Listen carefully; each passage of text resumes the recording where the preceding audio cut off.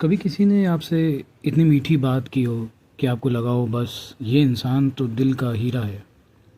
ये कोई ऐसी अपॉर्चुनिटी मिली हो जो सपने जैसी लगे, बिना किसी रिस्क के, बिना और सिर्फ रिवॉर्ड ही रिवॉर्ड।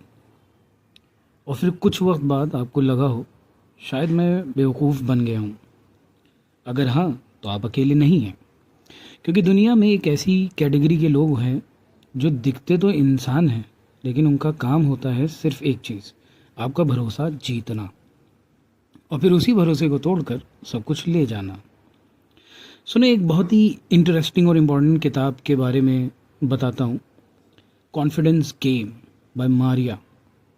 ये किताब उन लोगों के बारे में है जो दूसरों को इमोशनल या फिनेंशियल लेवल पे मैनिपुलेट करते हैं, जिसे हम कॉन आर्टिस्ट कहते हैं। लेकिन ये सिर्फ उनके ट्रिक्स के बारे में नहीं है, ये हम सब के नेचर के बारे में भी है कि हम क्यों उन जालों में फंस जाते हैं, चाहे हम कितने भी समझदार क्यों ना हों। सबसे पहला पॉइंट जो ऑथर बताती हैं, हर इंसान कुछ ना कुछ या कोई ना कोई चीज़ पे भरोसा करना चाहता है, चाहे वो प्यार हो, सक्सेस हो, या कोई स्पिरिचुअल या फिनेंशियल हो। हम सबको किसी चीज़ पर यकीन करना बहुत पसंद है, और इसी को कौन आर्टिस्ट समझ जाता है। वो आपको वही चीज़ दिखाता है जो आप दिल से चाहते हो। इसलिए कौन आर्टिस्ट का मेन वेपन होता है आपकी ख्वाहिश, आपकी डिज़ायर। उनका काम सिर्फ पैसा चुराना नहीं होता, वो आपको एक कहानी देते हैं जिसमें आप खुद हीरो बन जाते हो। वो आपसे ट्रस्ट बनाते हैं, एक बिलीवेबल स्टोरी बताते हैं, और ध्यान रहे वो कहानी 100% झूठ नहीं होती है, उसमें सच का थोड़ा बहुत तड़का होता है ताकि आप उसे जेन्युइन समझें। इसको एक स्ट्रक्चर वे में समझते हैं। ये कौन गेम होता कैसे है, पहले वो पुटअप करेंगे, पहले आइडेंटिफाई करते हैं कि कौन वल्नरेबल है, फिर वो प्ले करते हैं, आपसे कनेक्शन बनाते हैं, फिर वो रोप इन करते हैं, टेम्पटिंग ऑफर देते हैं, फिर वो एक अच्छी सी स्टोरी बताते हैं, फिर वो छोटी छोटी जीत या विन से दिखाते हैं। जब आपको डाउट होता है, आपको काम करते हैं, आपको शांत करते हैं, आप पूरा ट्रस्ट कर लेते हैं, वो सब कुछ ले लेते हैं, फिर गायब हो जाते हैं, आपको गिल्ट और कन्फ्यूजन के साथ छोड़कर। और जो सबसे सरप्राइजिंग बात है, कौन सिर्फ उन लोगों को नहीं बनाते हैं जो थोड़े से कम समझदार हों। बहुत हाईली एजुकेटेड एक्सपीरियंस लोग भी इन चीज़ों में फंस जाते हैं। क्यों?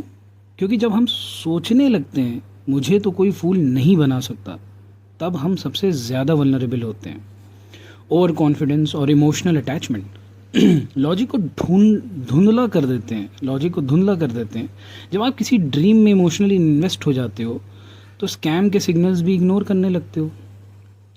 और अक्सर जब किसी के साथ फ्रॉड हो जाता है तो वो लोग खुद को ही ब्लेम करने लगते हैं, या डिनाइल में चले जाते हैं, इनकार करते हैं कि नहीं ऐसा नहीं हुआ है, या फिर अपने आप को कोसने लगते हैं। कौन आर्टिस्ट के लिए और हेल्पफुल हो जाता है जब तक विक्टिम समझ पाता है कि इसके साथ क्या हुआ, वो तब तक बहुत देर हो चुकी होती है। हर ज़माने के कौन अलग दिखते हैं, लेकिन उनका फॉर्मूला सेम होता है। आज के टाइम में आपको दिखता होगा fake gurus, crypto scams, online mentorship, love frauds, सब उसी एक क्लासिक फार्मूला के मॉडर्न वर्जन हैं। तो इस किताब से हमें क्या सीखने को मिलता है? पहली चीज़, हर इंसान वल्नरेबल नहीं होता। हर इंसान वल्नरेबल होता है, चाहे कोई भी हो। इमोशनल कहानियाँ हमेशा सच नहीं होती हैं। ट्रस्ट ज़रूर करें, लेकिन अंधा विश्वास बिल्कुल ना करें। जब कोई चीज़ too good to be true लगे तो उससे डाउट करना ज़रूरी है। स्कैम होने के बाद खुद को ब्लेम मत कीजिए, सीखिए और शेयर कीजिए दूसरों के साथ। तो अगली बार जब कोई आपको किसी ऐसी कहानी सुनाए जिसमें आपको हीरो बनाया जा रहा हो, थोड़ा रुक कर सोचिए।